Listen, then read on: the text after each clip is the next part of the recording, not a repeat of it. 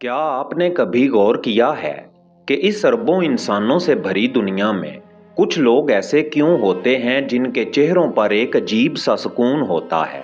वो जिंदगी के तल्ख तरीन हादसात में भी नहीं टूटते। उनकी आंखों में एक ऐसी चमक होती है जैसे वो कुछ ऐसा देख रहे हों जो हमारी नज़रों से ओझल है। ये वो लोग हैं जिन्हें औलिया, अहले दिल या सालिक कहते हैं। आज की ये महफिल कोई आम वीडियो नहीं है। अगर आप यहाँ तक पहुँचे हैं तो ये कोई इत्तफाक नहीं है। कायनात का निज़ाम इत्तफाक पर नहीं, इंतखाब पर चलता है।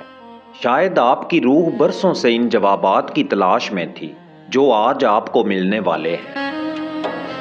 प्यारे दोस्तों, आज हम आपसे एक ख़ास ताउन की दरख्वास्त कर रहे हैं। दास्तान उर्दू का टिकटॉक अकाउंट एक रिवार्ड प्रोग्राम में शामिल है और इसमें कामयाबी के लिए हमें आपकी मदद की ज़रूरत है। स्क्रीन पर दिखाई जाने वाली आईडी पर अभी जाएं, टिकटॉक में दास्तान उर्दू सर्च करें और हमारा अकाउंट फॉलो कर लें। अगर आप हमारी वीडियोस पसंद करते हैं, हमारी मेहनत को सराहते हैं और चाहते हैं कि दास्तान उर्दू का ये सफ़र मज़ीद आगे बढ़े, तो सिर्फ एक फॉलो करके हमारा साथ दें। आपका ये छोटा सा ताउन हमारे लिए बहुत बड़ी ताकत बन सकता है। हम दिल की गहराइयों से आपके शुक्रगुजार रहेंगे। चलें वापस अपने मौजू की तरफ। इंसानी रूह एक मुसाफिर है और इसका सफ़र इस मिट्टी के बदन से शुरू होकर अर्श मौला तक जाता है। लेकिन इस सफ़र में 7 ऐसे कठिन दरवाजे हैं, 7 ऐसी मंजिलें हैं जिन्हें पार किए बगैर कोई भी शख्स मार्फत इलाही की खुशबू नहीं पा सकता। इन मुकामात को मुकामात सलूक कहा जाता है। आज दास्तान उर्दू पर हम इन 7 खुफिया मुकामात की ऐसी तशरीह करेंगे जो शायद आपने पहले कभी ना सुनी हो। आज आप अपनी ज़िंदगी के सबसे बड़े इम्तिहान का सामना करेंगे, यानी अपनी हकीकत का सामना। पहला मुकाम है बेदारी। ये वो लम्हा है जब अल्लाह की रहमत किसी बंदे को झंझोड़ कर नींद से बेदार कर देती है। अक्सर लोग पूरी जिंदगी गफलत की नींद में गुजार देते हैं। वो पैदा होते हैं, तालीम हासिल करते हैं, पैसा कमाते हैं, शादियां करते हैं और फिर एक दिन खामोशी से इस दुनिया से रुखसत हो जाते हैं। लेकिन जिसका इंतखाब कर लिया जाए उसे एक ठोकर लगती है। ये ठोकर किसी प्यारे की जुदाई से हो सकती है, किसी बड़े हादसे का सदमा हो सकता है, या महज आधी रात को उठने वाली एक टीस हो सकती है। बेदारी के मुकाम पर आपको महसूस होता है कि आप जिस दुनिया को हकीकत समझ रहे थे वो महज एक धोखा है। आपको लोगों की बातें फजूल लगने लगती हैं। आपको दुनियावी महफिलों में दम घुटता हुआ महसूस होता है। आपका दिल चाहता है कि काश कोई ऐसा हो जो मुझे बता सके कि मैं कौन हूँ, मेरा यहाँ आने का मकसद क्या है। अगर आपकी ज़िंदगी में ये बेचैनी शुरू हो चुकी है तो जान लें कि अल्लाह ने आपके दिल पर दस्तक दी है। आप पहले मुकाम पर कदम रख चुके हैं। यहाँ सालिक का काम तलब को बढ़ाना है। इस मरहले पर आपको जिक्र की लज्जत महसूस होने लगती है, लेकिन अभी रास्ता बहुत तवील है। जब बेदारी हो जाती है तो सालिक का अगला पड़ाव है तौबा। लेकिन ये वो तौबा नहीं जो सिर्फ जुबान से अस्तगफिरुल्लाह कहने तक महदूद हो। ये रूह की तौबा है। इस मुकाम पर पहुंचकर सालिक को अपने पिछले तमाम गुनाह, तमाम ज़्यादतियाँ और तमाम गफलतें एक एक करके याद आने लगती हैं। उसे अपने आप से घिन आने लगती है। वो सोचता है कि ऐ अल्लाह, मैंने इतनी कीमती ज़िंदगी इन फजूल कामों में कैसे गंवा दी। औलिया फरमाते हैं कि सच्ची तौबा वो है जो इंसान के अंदर की काया पलट दे। यहाँ सालिक अपनी इस्लाह शुरू करता है। वो लोगों के हक लौटाता है, वो झूठ से तौबा करता है, वो अपने नफ्स की गंदगी को आंसुओं से धोता है। इस मुकाम पर शैतान आप पर सबसे ज्यादा हमला करता है। वो आपको आपके माजी के गुनाह याद दिलाकर मायूस करने की कोशिश करता है, लेकिन यहाँ कलंदराना सिफत काम आती है। मायूसी कुफ्र है। ये मुकाम तस्फिया यानी सफाई का है। जैसे एक गंदे बर्तन में दूध नहीं डाला जा सकता, वैसे ही गंदे दिल में मार्फत का नूर नहीं समा सकता। अगर आपको अपने गुनाहों पर रोना आता है तो समझ लें कि आपकी तौबा कबूल हो रही है और आप दूसरे दरवाजे को पार कर रहे हैं। تیسرا مقام ہے مجاہدہ۔ یہی وہ مقام ہے جہاں دودھ کا دودھ اور پانی کا پانی ہو جاتا ہے۔ اکثر لوگ جو روحانیت کا شوق رکھتے ہیں اسی منزل پر آ کر واپس مڑ جاتے ہیں۔ کیوں؟ کیونکہ یہاں نفس کو ذبح کرنا پڑتا ہے۔ مجاہدے کا مطلب ہے کوشش کرنا۔ کس کے خلاف؟ اپنے آپ کے خلاف۔ اللہ تعالیٰ نے ارشاد فرمایا، اور جنہوں نے ہمارے لیے مجاہدہ کیا ہم ضرور انہیں اپنے راستے دکھائیں گے۔ اس مقام پر سالک کو اپنی نیند قربان کرنی پڑتی ہے، اپنی زبان پر تالا لگانا پڑتا ہے اور اپنے پیٹ کو قابو میں کرنا پڑتا ہے۔ یہاں آپ کا مقابلہ اپنی انا سے ہے۔ جب کوئی آپ کو گالی دے اور آپ خاموش رہیں، جب آپ کو غصہ آئے تو آپ پی جائیں، جب آپ کا دل نرم بستر چاہے اور آپ سجدے میں گر جائیں، یہ ہے مجاہدہ۔ فقیر وہ نہیں جو پہاڑوں میں جا کر بیٹھ جائے، فقیر وہ ہے جو دنیا کے ہجوم میں رہ کر اپنے نفس کو قابو میں رکھے۔ اگر آپ اپنی خواہشات کو اللہ کی رضا کے لیے قربان کرنا سیکھ رہے ہیں تو مبارک ہو، آپ مجاہدے کی وادی میں داخل ہو چکے ہیں۔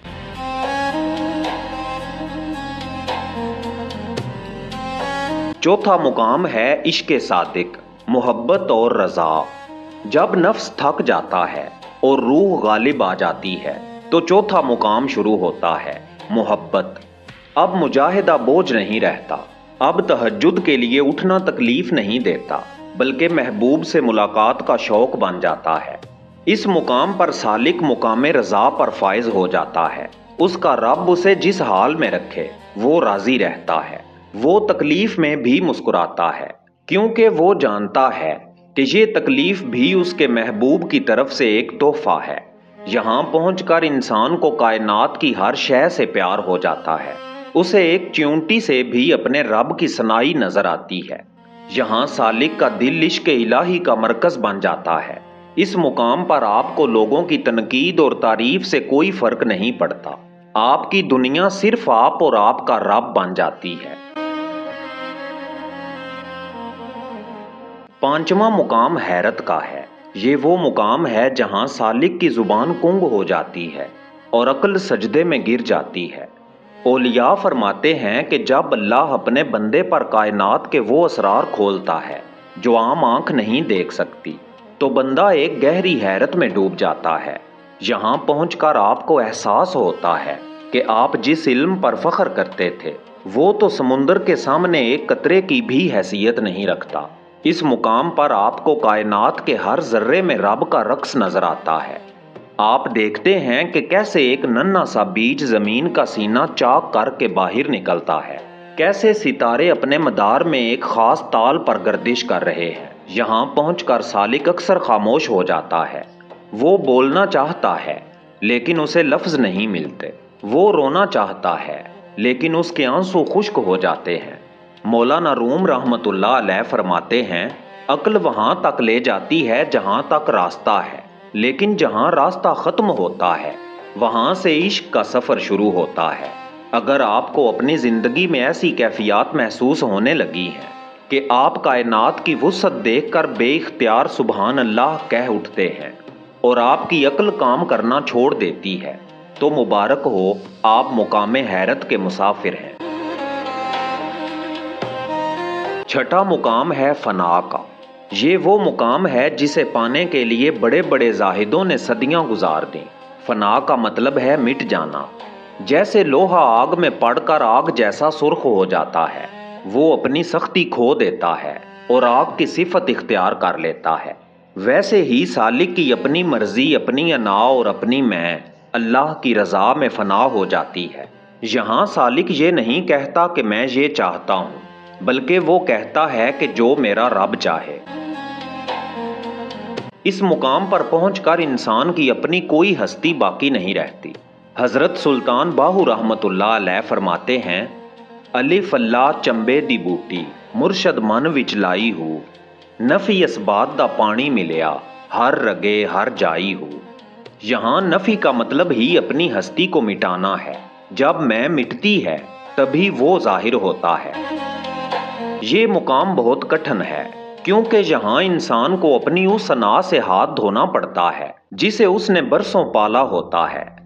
لیکن جو فنا ہو گیا وہی دراصل پا گیا۔ ساتواں اور آخری مقام ہے مقام بقا، اللہ کے نور کے ساتھ جینا۔ یاد رکھیے، فقر میں فنا آخری منزل نہیں ہے، فنا کے بعد بقا ہے۔ جب انسان اپنی میں کو مٹا دیتا ہے تو اللہ اسے ایک نئی زندگی عطا کرتا ہے جسے حیات طیبہ کہتے ہیں۔ بقا کے مقام پر پہنچ کر بندہ اللہ کے نور سے دیکھتا ہے، اللہ کی عطا کردہ قوت سے سنتا ہے، اور اس کی زبان سے نکلا ہوا ہر لفظ اللہ کا حکم بن جاتا ہے۔ یہی وہ لوگ ہیں جنہیں دنیا ولی یا صاحب کرامات کہتی ہے، لیکن ان کے لیے کرامات کی کوئی اہمیت نہیں ہوتی۔ ان کے لیے سب سے بڑی کرامت اپنے رب کے ساتھ ہر لمحہ جڑے رہنا ہے۔ یہ وہ فقیر ہیں جو زمین پر چلتے ہیں تو فرشتے ان پر رشک کرتے ہیں۔ وہ دنیا میں ہوتے ہیں، کاروبار کرتے ہیں، گھر بار چلاتے ہیں، لیکن ان کا دل عرش معلیٰ سے بندھا ہوتا ہے۔ وہ بقا کے اس مقام پر پہنچ چکے ہوتے ہیں جہاں موت بھی ان کے لیے صرف ایک لباس بدلنے کا نام ہے۔ میرے بھائیوں اور بہنوں، یہ 7 مقامات کوئی کہانی نہیں، یہ وہ حقیقت ہے جس کے لیے ہمیں پیدا کیا گیا ہے۔ داستان اردو کا مقصد آپ کو صرف معلومات دینا نہیں، بلکہ آپ کی روح کو جھنجھوڑنا ہے۔ آج اپنے آپ سے پوچھیں، میں کہاں کھڑا ہوں؟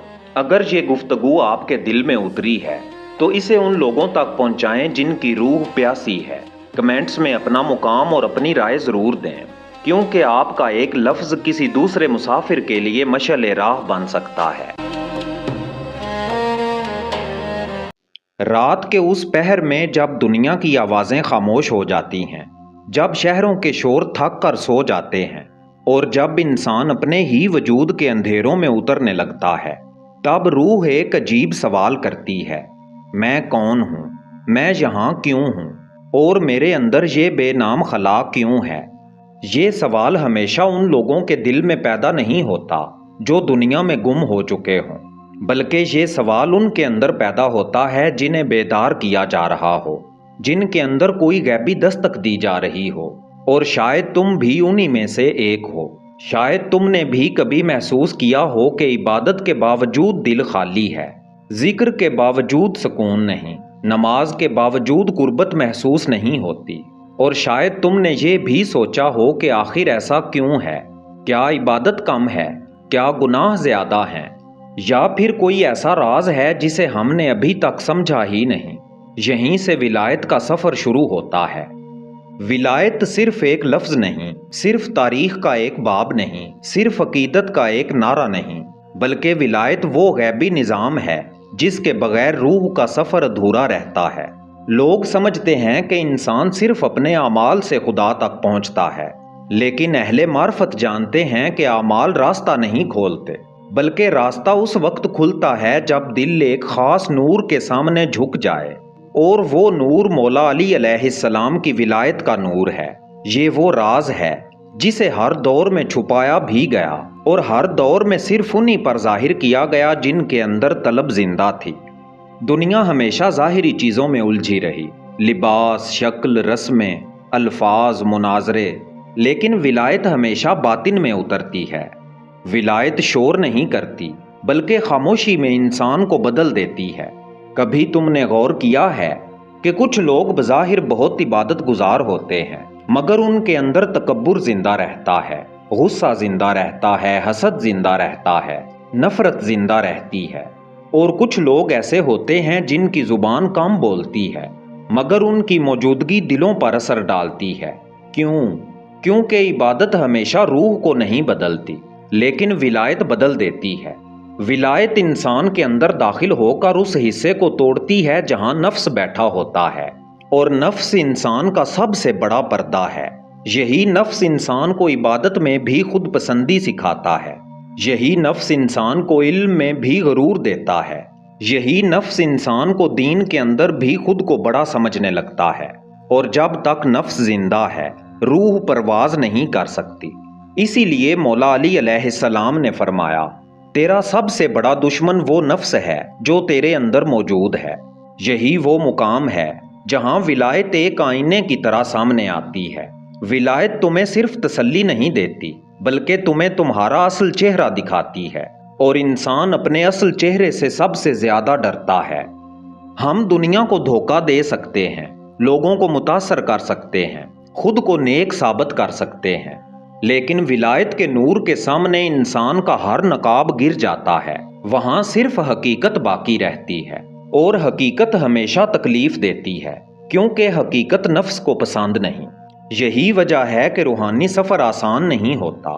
लोग समझते हैं कि रूहानियत का मतलब सिर्फ सुकून है। नहीं, हकीकी रूहानियत पहले तुम्हें तोड़ती है, फिर बनाती है। पहले तुम्हारे अंदर की झूठी शनाख्तें खत्म करती है, फिर असल हकीकत जाहिर करती है। यही रूहानी कीमिया है। कीमिया खाम धात को सोना बनाने का अमल, और विलायत खाम इंसान को नूर में बदलने का अमल।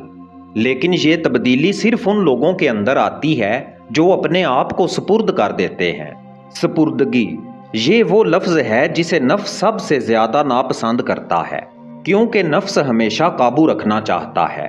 वो चाहता है कि इबादत भी उसकी मर्जी से हो, जिक्र भी उसकी मर्जी से हो, मोहब्बत भी उसकी मर्जी से हो। लेकिन विलायत इंसान से इख्तियार छीन लेती है और उसे उस मुकाम पर ले जाती है जहां सिर्फ खुदा की मर्जी बाकी रहती है। यही वजह है कि बहुत से लोग इबादत तो कर लेते हैं मगर विलायत से डरते हैं, क्योंकि इबादत में इंसान खुद को महफूज महसूस करता है, मगर विलायत इंसान को बदल देती है, और तब्दीली हमेशा तकलीफ देती है। कभी तुमने गौर किया है कि जिंदगी में कुछ दर्द ऐसे आते हैं जो इंसान को अंदर से हिला देते हैं। रिश्ते टूट जाते हैं, लोग बदल जाते हैं, दुआएं देर से कबूल होती हैं, दिल खाली होने लगता है, और इंसान समझता है कि शायद खुदा उससे नाराज है। लेकिन अहले मार्फत जानते हैं कि बाज़ औक़ात ये टूटना सज़ा नहीं होता, बल्कि सफाई होती है। विलायत इंसान के अंदर मौजूद उन चीज़ों को तोड़ती है जिनसे वो खुदा से ज़्यादा मोहब्बत करने लगा हो, क्योंकि जब तक दिल दुनिया से भरा रहेगा, नूर उसमें कैसे उतरेगा। यही वजह है कि रूहानी सफ़र में तन्हाई आती है। एक वक्त आता है जब इंसान लोगों के दरमियान रहकर भी अकेला महसूस करता है, क्योंकि उसकी रूह बदल रही होती है। उसे वो महफिलें अच्छी नहीं लगती जो पहले पसंद थीं, वो बातें बेमानी लगने लगती हैं जिन पर कभी हंसी आती थी, क्योंकि उसके अंदर एक नया शऊर पैदा हो रहा होता है, और यही शऊर विलायत का पहला लम्स होता है। ये लम्स खामोश होता है, कोई आवाज़ नहीं आती, कोई मुजज़ा नहीं होता, बस इंसान के अंदर दुनिया की मोहब्बत कम होने लगती है और किसी अनदेखी हकीकत की प्यास बढ़ने लगती है। प्यास बच्चे की तरह है, इसे बहलाना है, कोई तस्वीर बना बहते हुए पानी की। ये प्यास बहुत अजीब होती है, इसे दुनिया की कोई चीज़ ख़त्म नहीं कर सकती, ना दौलत, ना शोहरत, ना मोहब्बत, ना कामयाबी, क्योंकि ये प्यास रूह की है, और रूह सिर्फ नूर से ज़िंदा होती है। इसीलिए कुछ लोग दुनिया पाकर भी खाली रहते हैं, और कुछ लोग फ़क्र में भी सुकून रखते हैं, क्योंकि सुकून हालात से नहीं आता, सुकून निस्बत से आता है। और विलायत वो निस्बत है जो रूह को उसके असल मरकज़ से जोड़ देती है। मगर ये रास्ता अक्ल के लिए हमेशा आसान नहीं होता। अक्ल हमेशा दलील मांगती है, सबूत मांगती है, कंट्रोल चाहती है, जबकि विलायत महसूस की जाती है। जैसे खुशबू को देखा नहीं जा सकता मगर महसूस किया जा सकता है, वैसे ही विलायत भी दिल में उतरती है। इसीलिए हर इंसान इसे नहीं समझ सकता, सिर्फ वही समझता है जिसके अंदर तलब जिंदा हो, और तलब रूह की जुबान है। यही तलब इंसान को बेचैन करती है, यही तलब उसे रातों को जगाती है, यही तलब उसे दुनिया के हजूम में भी उदास रखती है, क्योंकि उसकी रूह अपने असल घर को याद करने लगती है, और यही याद विलायत का दरवाज़ा है। फिर एक वक्त आता है जब इंसान के अंदर खामोश इनकलाब शुरू हो जाता है। वो कम बोलने लगता है, ज़्यादा महसूस करने लगता है, वो लोगों के ज़ाहिर से ज़्यादा उनके बातिन को महसूस करने लगता है। उसे समझ आने लगती है कि हर चेहरे के पीछे एक जंग चल रही है, हर इंसान किसी न किसी अंधेरे से लड़ रहा है, और फिर उसके अंदर रहम पैदा होता है। यही विलायत का असर है, क्योंकि विलायत इंसान को सख्त नहीं करती बल्कि नरम कर देती है। वो अना को तोड़ती है اور دل کو زندہ کرتی ہے۔ لیکن اس سفر میں ایک بہت خطرناک مرحلہ بھی آتا ہے، روحانی تاریکی کا مرحلہ۔ وہ وقت جب انسان کو لگتا ہے کہ سب کچھ ختم ہو گیا، دعاؤں میں لذت نہیں رہتی، ذکر میں کیفیت نہیں رہتی، دل پر بوجھ رہتا ہے، اور انسان سمجھتا ہے کہ شاید وہ دور ہو گیا ہے، مگر حقیقت اس کے برعکس ہوتی ہے۔ یہ وہ مرحلہ ہوتا ہے جہاں ولایت انسان کو اس کے سہاروں سے خالی کر رہی ہوتی ہے تاکہ وہ صرف خدا کے سہارے پہ کھڑا ہونا سیکھ لے۔ یہی تاریکی دراصل نئے نور کی تیاری ہوتی ہے، کیونکہ سورج طلوع ہونے سے پہلے رات سب سے زیادہ تاریک ہوتی ہے اور روح بھی روشن ہونے سے پہلے سب سے زیادہ ٹوٹتی ہے۔ یہی وجہ ہے کہ اولیاء کی زندگیوں میں درد بہت تھا، کیونکہ درد روح کو نرم کرتا ہے اور نرم دل پر ہی نور اترتا ہے۔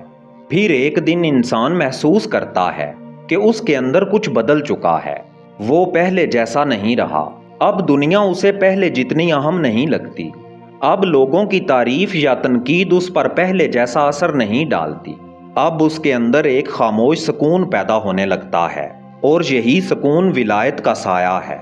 یہ وہ مقام ہے جہاں انسان خدا کے بارے میں صرف جانتا نہیں بلکہ محسوس کرنے لگتا ہے۔ وہ عبادت صرف فرض کے طور پر نہیں کرتا بلکہ محبت کے طور پر کرتا ہے۔ وہ دعا صرف مانگنے کے لیے نہیں کرتا بلکہ قربت کے لیے کرتا ہے۔ وہ تنہائی سے بھاگتا نہیں بلکہ اس میں حضوری محسوس کرتا ہے۔ یہی روحانی بیداری ہے، اور یہی مولا علی علیہ السلام کی ولایت کا اصل اثر ہے، کیونکہ ولایت انسان کو دنیا سے بھگا کر جنگلوں میں نہیں لے جاتی بلکہ دنیا کے اندر رہتے ہوئے دل کو آزاد کر دیتی ہے۔ پھر انسان لوگوں کے درمیان ہوتا ہے مگر دل اللہ کے ساتھ ہوتا ہے، وہ کام کرتا ہے مگر اندر خاموش ذکر جاری رہتا ہے، وہ زندگی گزارتا ہے مگر اس کے اندر ایک نورانی شعور جاگ چکا ہوتا ہے۔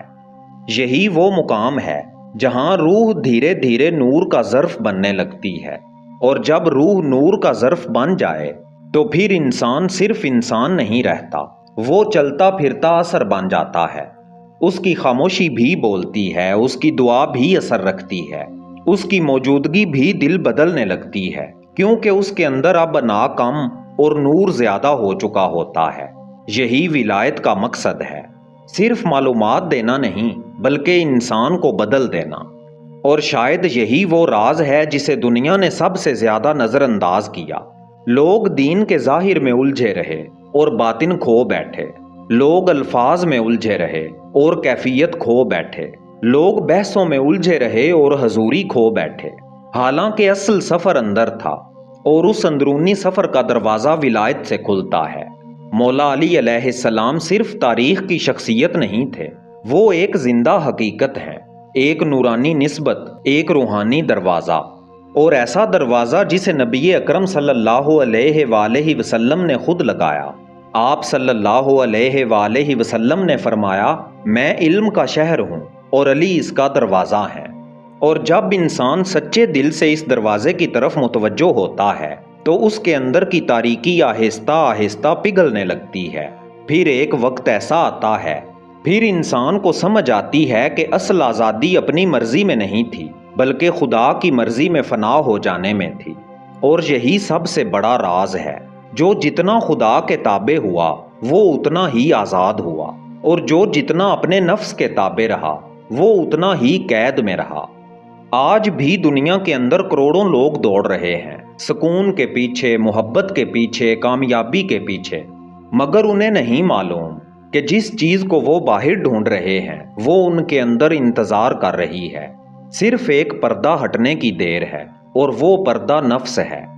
اگر انسان اس پردے کو ہٹا دے تو اسے ہر طرف خدا کے آثار نظر آنے لگتے ہیں، ہوا میں، خاموشی میں، تنہائی میں، آنسوؤں میں، یہاں تک کہ درد میں بھی، کیونکہ پھر اس کی نگاہ بدل جاتی ہے، اور نگاہ بدل جائے تو پوری کائنات بدل جاتی ہے۔ یہی ولایت کا آخری درجہ ہے، جہاں انسان خدا کو صرف مسجد میں نہیں بلکہ ہر لمحے میں محسوس کرنے لگتا ہے، جہاں دعا صرف الفاظ نہیں رہتی بلکہ سانس بن جاتی ہے، جہاں عبادت صرف عمل نہیں رہتی بلکہ کیفیت بن جاتی ہے، اور جہاں روح آخر کار اپنے اصل مرکز کی طرف گردش کرنے لگتی ہے۔ تو اگر تمہارے اندر بھی یہ بے چینی ہے، اگر تمہیں بھی لگتا ہے کہ دنیا کے باوجود کچھ خالی ہے، اگر تمہارے اندر بھی کوئی خاموش آواز تمہیں پکار رہی ہے، تو شاید تمہیں بھی بلایا جا رہا ہے۔ شاید تمہاری روح بھی اس غیبی ہاتھ کو محسوس کرنے لگی ہے جو تمہیں تمہاری اصل حقیقت کی طرف واپس لے جانا چاہتا ہے۔ بس ایک قدم باقی ہے، سپردگی کا قدم، کیونکہ روحانی سفر علم سے نہیں کھلتا، جھکنے سے کھلتا ہے، اور جب انسان سچے دل سے جھک جائے تو پھر ولایت اسے وہاں لے جاتی ہے جہاں انسان ختم ہو جاتا ہے اور صرف نور باقی رہ جاتا ہے۔